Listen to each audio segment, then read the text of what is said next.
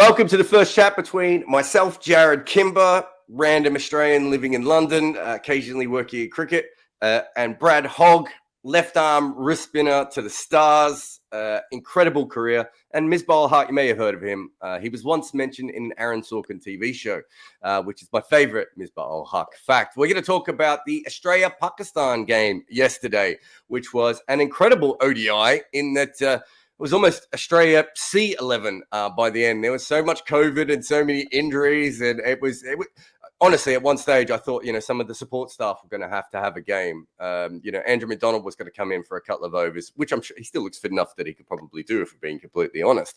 But it was a fantastic game. Australia made over 300. Pakistan held in for a while and then completely collapsed at the end. But let's start right at the beginning, Misbah. Travis Head, not really expecting probably to open in this game, and just absolutely smashes 100. Yeah, thank you very much. That was, I think, the difference between the two teams, that innings particularly. And one thing which was, I think, special in that inning, that knowing the conditions, that here on slow pitches, best time to score runs is when the ball is hard, when the ball is new. And I think Australia understood that beautifully, and Travis Head, the way he played, he was in the role of David Warner basically, and his inning basically provide Australia to score a platform to score 313 runs. Otherwise, if you just look at the game later on after 20 overs, it wasn't easy to score runs. When the ball just got old, it was turn, it was reverse swing, and that's how it is in Asia. So I think that was an incredible inning, especially in the context. He wasn't in form, he was struggling throughout the test series, but the way he just came and with the positive mindset attacked Pakistani bowling and gave Australia an edge right up front. And I think that inning took the game away from Pakistan. Where Pakistan, when they came, they were struggling. They haven't just made the most out of the first 20 overs or 15 overs. And I think those first 20 overs just cost them the game. Hoggy, he probably wasn't expecting to bat at the top of the order coming into the series. As Misbah said, also he was slightly out of form. I remember a couple of years ago when he played in the IPL, the IPL teams he was with weren't sure if he was ever going to make runs in Asia. He's certainly a player who's almost in constant development, but this felt like almost like a changing innings where maybe a few things were coming together for him. Well, you hit the nail on the head there that he wasn't expecting to play, and David Warner's not there as well. So he's just getting an opportunity out the top of the order. So he can go out there and play with a little bit of freedom and not have too much expectation on him. Yes, he's playing for a spot and he's taken that opportunity. And the other thing that I'd like to say with the innings, what made it so special was that his opening partner out the other end, Aaron Finch, was struggling, couldn't find his timing. So he didn't let that hamper him as well. He just kept that positive attitude and he played to his strengths. And the good thing about it, anything wide, he went after. Anything that was in the channel on the stumps, he defended. And it was all about timing, good cricket shots. For me, I thought the Pakistan bowlers just bowled a little too wide to him a little too often. And when they went full, they might have been trying to attempt a Yorker. They were just getting it wrong. So they're just giving him a few freebies there as well to his strengths. Yeah, it felt like the Pakistan bowlers weren't able to just keep pressure on both ends. Obviously, with Aaron Finch, it was a 110-run opening partnership, and I think Finchy made about 25 of them. So, from one end, you had incredible pressure, but at the other end, do you think they hadn't planned correctly for Travis Head, or they just didn't execute? I don't think so. How strong Travis Head is when the ball is just slightly outside the off stump. You cannot allow him to free his arm. And throughout that inning, right from the start, they just keep on giving him the width. And that's why he just capitalized on that. And obviously, these pitches, we are not playing in England. We are not playing in Australia or South Africa. the strength of Pakistan is normally to use their spinners up front. And Travis said he was struggling against off spinner throughout the series.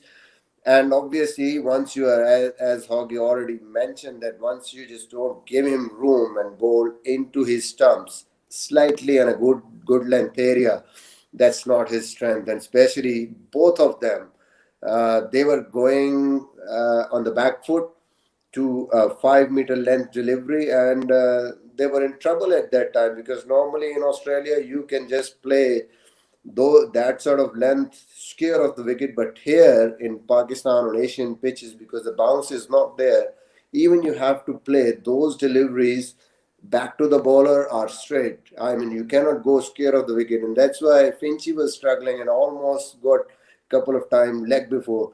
Even Trevor said he was getting late on those deliveries, right pitch in the stumps. One appeal, he survived that. The ball just pitched outside, uh, offside leg stump. So that's why he just survived. But rightly said by Hoggy, they could not build pressure. They should have just got round the wicket straight away and bowled into him on a good length area and try to get him bowled a leg before. But they just kept on bowling wide. And that cost Pakistan the game. First 20 overs, I think. After that, we were just chasing the game. Australia was right in the driving seat at that time, and throughout the game, we just kept chasing the game. Yeah, I mean, it was certainly that start by Travis Head looks like the difference between the two teams. But Hoggy, there is someone else I wanted to talk about just briefly. Fellow Western Australian boy, Cameron Green. He's not really known as a limited overs cricketer. I think his strike rate in the Big Bash is suboptimal from the few games he's played. Obviously, he has incredible power.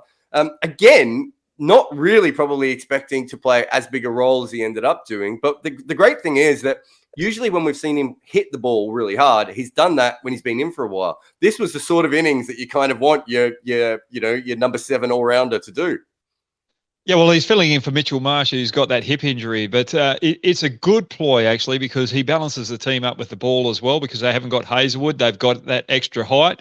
So he gives a bit of variation there. But with the bat, the thing that I like about him is that he's developing against spin. He's using his height against spin, so he's prepared to come down the wicket, but he's also prepared to sweep. You haven't seen the best of him sweeping at the present moment, but he's done that a lot against spin over here in Australia. So he's just finding his feet.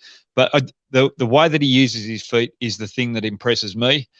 He's taking his opportunity. And the other thing was he was under pressure when he came out yesterday in that innings.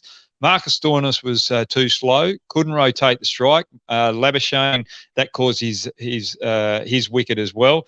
And that's one area when we're in Asian conditions that Australia has to work on is rotating the strike against spin. Yes, you're going to struggle against or finding the boundaries, but if you're not rotating the strike and just ticking it over, you're putting pressure on that back end. And Cameron Green, the way that he handled that pressure, came out, played with authority. He looked as though he's been playing international cricket for about 10 years yesterday. And with that performance, and if he keeps going like that, he's going to find a slot in that lower order moving forward when we come to the World Cups down the track. Yeah, and because he's a stronger bowler than Mitch Marsh, that could be very important. This is the kind of innings that comes along randomly. He wasn't supposed to play, but could be very important to Australia going forward, right? Yeah, definitely. And sorry, I'll just add the point there too. The running between wickets, Marcus Stoinis running between wickets was very slow. There were a couple of opportunities for twos with Labuschagne. Cameron Green's a little bit quicker through the crease between the wickets, but also better with the ball as well. And you can field him in different spots in the outfield and in the infield as well. So I think Cameron Green's going to put more pressure on Stoinis rather than Mitchell Marsh. Yeah, I could definitely see that. Misbah, just one thing that I found quite interesting with Pakistan's bowling, Haris Rauf didn't bowl out. Do you think that is just they got their numbers slightly wrong there? Because he's such a fantastic bowler. To not use all of his 10 overs seems like a bit of a waste. Yeah, I mean, surprisingly, when your other bowlers are struggling and one of your best bowler in that game, particularly who just bowled right from the start in the good areas, put pressure on Australians.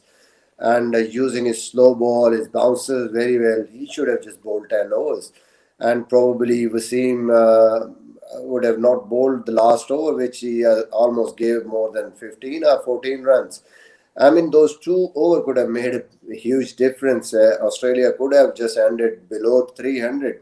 Those small mistakes, division, where to bowl, which bowler, that can sometimes cost you games. And I think Pakistan, in the period when the spinners were bowling, at that stage they controlled well. They just pulled it back. But I think in the first 10 overs and especially first 20 overs, the damage was already done. And then it was just to control throughout the inning. It was just to control that damage. So it is very important in these conditions, especially in Pakistan or Asian conditions, that you need to bowl first 10 to 15 overs very well. Once you get a position under control, then later on it becomes very difficult to just go there and score 8 and over or 9 and over. And I think Australia just took that initiative.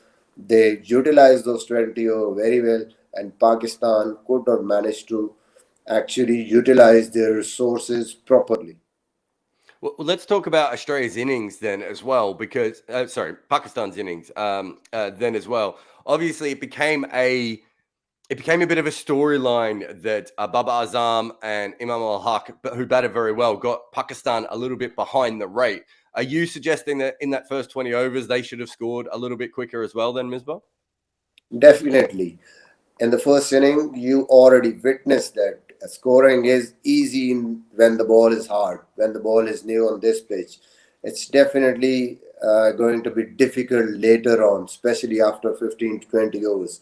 You cannot leave that much behind for the late order batsman, because once you are chasing almost 6.5 right from the start, then you need to be just scoring more than that, 7 and over or 8 and over on these sort of pitches right from the start, because you know later on if you lose wickets and later on when the ball just gets older, it is not easy to score runs. Even spinners will just have a say in the game, and then reverse swing will come. And these pitches are not like those pitches where you think that okay, even in the last 10 overs, 10 and over or 12 and over is easily chaseable. These pitches are the pitches where even 6 to 7 and over after 30, 35 overs becomes difficult. And remember also that in the last 10 overs, the best bowlers would be bowling from opposition, and obviously then the ball is old, reversing on these conditions, and they have an added advantage of an extra fielder outside the circle. So keep those things in mind. Don't leave that much behind in the last 10 overs. 7 and over, okay, fine. But anything around 10 and over, I mean, it's not that easy in these conditions. Obviously, Hoggy, that Pakistan weren't playing within themselves. That is part of their game. But part of it also seems to come from the two leg spinners. Crazy times for Australian cricket here. As a fellow wrist spinner yourself, and obviously with Shane Warne's passing of very recent time, it's incredible to suddenly see two leg spinners sort of holding sway in the middle of an ODI for Australia. Yeah, look, we've got to pay our respects to Shane Warne. They're having a memorial for him today over here, and so everyone's paying their respects. So it's just great to see that Australia were playing two leg spinners while we're remembering Shane Warne. But moving on to the two leg spinners that we've got there, I'm very impressed with the way that Adam Zampa has gone. He seems to be getting a little bit more overspin and turning the leg spinner a lot more now. But the other thing that I'm very impressed with is that he's able to adjust to the conditions as well. It looked as though it might have been a little bit dewy there at some stage, and he just pulled the length back and started to bowl those the back spinners where it just skids on, bowling stump to stump. And when you've got those conditions, sometimes it stays lower, as it was last night. So he's got a very good brain, good mind, thinking, on the spot and adjusting, and that's why he's hung in there for so long in the one-day arena. And Swepson, very impressed with him. I thought he bowled quite well in the Test series. Very unlucky not to get wickets. And it was good that Australia picked him for that second or that third Test match that allow him play 2 Test matches in a row, because I think he deserved that. So it's great that Australia are backing their leg spinners.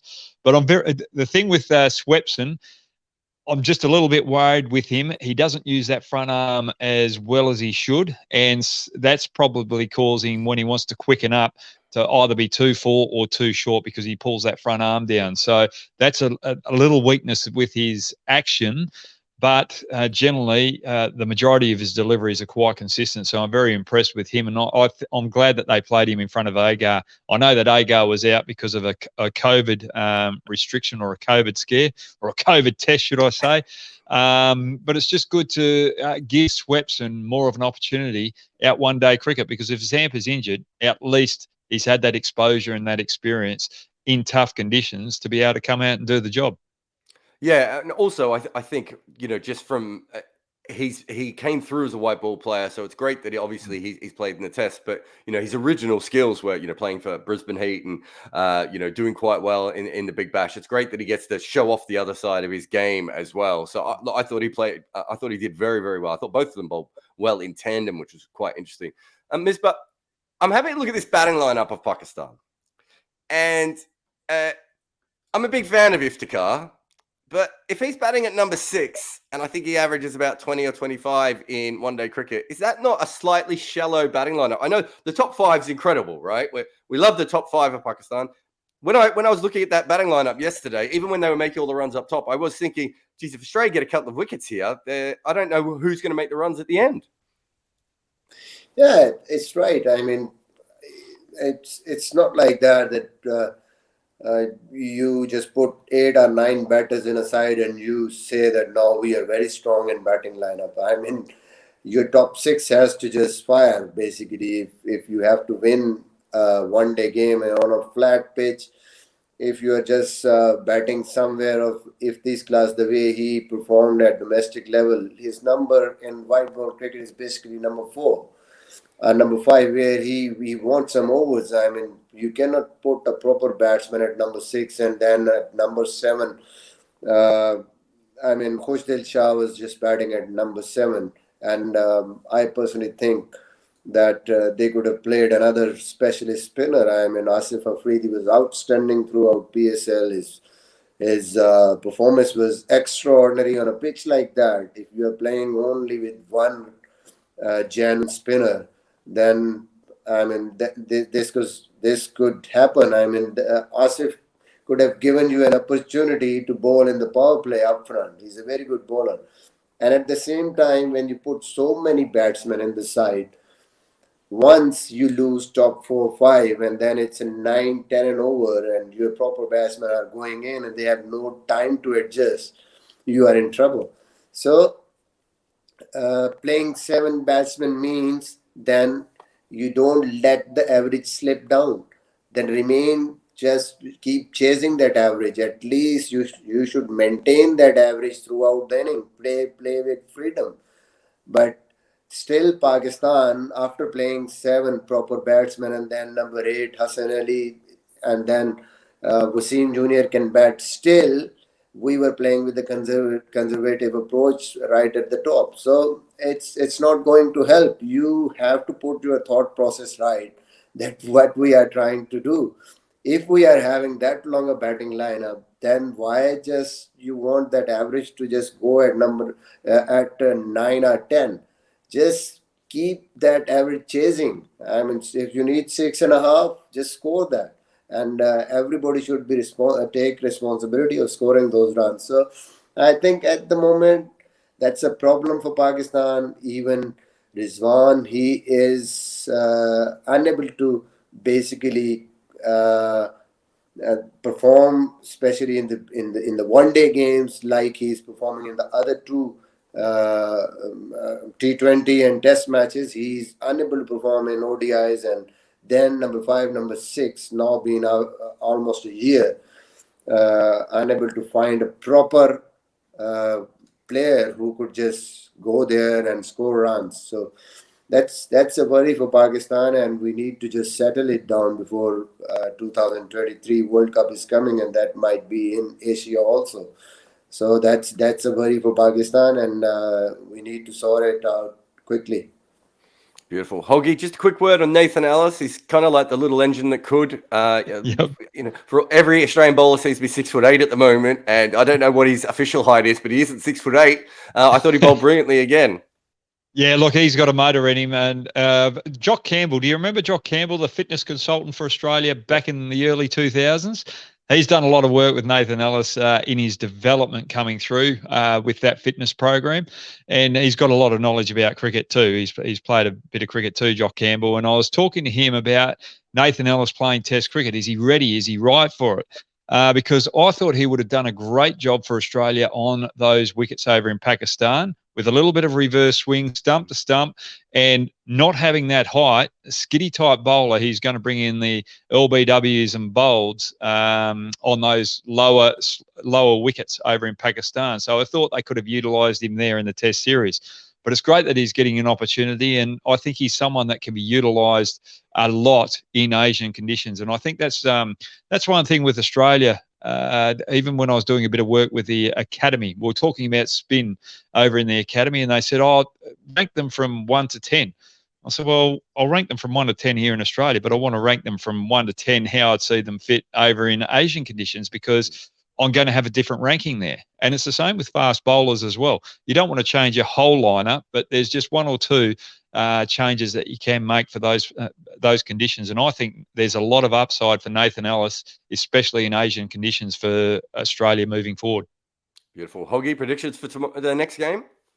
Predictions for next game. If Pakistan can get their plans right against Travis Head, I think Pakistan can turn it around and have the series 1-1. So for me, if you're going to still attack that off-stump line where you're going to err outside off-stump, have a couple deep on the offside, so 1 point and 1 backward point, and have your men up on the leg side and make him try and play across the line stump height.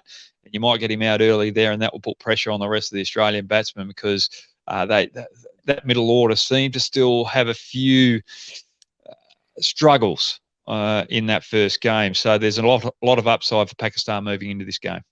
Misbah, your thoughts? Yeah, I think clearly Pakistan has the edge, because Australia, they are playing with almost a new team. But well said by Hoggy, they need to just basically put their plans right. At the moment, they've been done by themselves. I mean, they are bowling to the strengths of the batsmen, and let Travis Head score like that. I mean, he was out of form. He was under pressure during the Test series, but from there they allowed him to just score runs. Okay, full credit to him that he just came with that positive mindset, but they kept on feeding up to his strength. So Pakistan need to just bowl in the right areas against certain batsmen. Obviously, once they just get a couple of early wickets, they can just go well in the first 10 to 15 overs. Then it will be very difficult for Australians even to score runs after that in the middle order and lower middle order. So hopefully Pakistan will come with proper plans in the next game. Obviously, they have learned. They might be surprised and complacent a little bit that, okay, they have a very inexperienced bowling lineup. So and Dew will come and will score runs. Maybe first 10 to 15 overs, they were just thinking about that. That's why they were just taking it easy. But after that, it became difficult. And we just saw in PSL even that Dew haven't basically affected the team bowling second throughout the tournament. Most of the teams won by bowling in the second. So that was a mistake, and I think they need to just correct it in the next game, and obviously try to win that and scare the series and go into the next one. Thank you very much for Misbah al-Haq, Brad Hogg, and myself, Jarrod Kimber. If you want to chat more, we'll be here throughout the series looking at what's left of the Australian team and the Pakistan team, will they be able to come back? Thank you very much. Goodbye.